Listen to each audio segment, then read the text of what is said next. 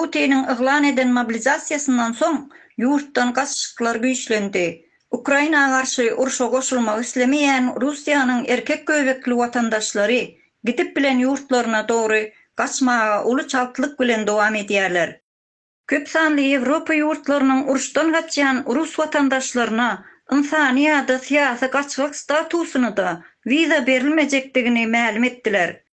Muňa garamazdan ruslar Kazakystan, Özbekistan, Gürcistan, Kyrgyzstan, Täjikistan, İran we Türkiýe ýaly ýurtlara urşdan gaçyp, täze ýurtlara yerleşip başladylar. Вот вы видите, в Москве, в Питере, да, в Дагестане люди выходят на митинги, они борются за свою родину, они борются, а вы бежите из своей страны, понимаете? Emma käbir ýurtlaryň halklary ruslary kızgın garşylamakdan ýürýärler. Olardan biri hem Kazakystan.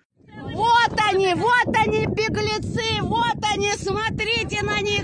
Kazakstanyň gara ýol serhetinden geçmäge çalışýan rus erkeklerini Kazak watandaşlary agyr sözler bilen ýazgardylar. Göreýmäge Putiniň Ukrainanyň garşysyna açan höwüşi rus halkynyň hem awraýyny pis derejelere düşüren bolmaly. Şu günkü gün dünýäde rus milletine garşy soğukluk alamaty bar.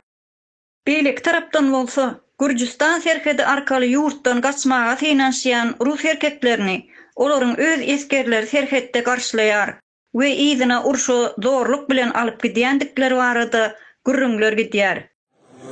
Şunda ýatabyz indi biz häzir. Uznaýt haýa jiberler.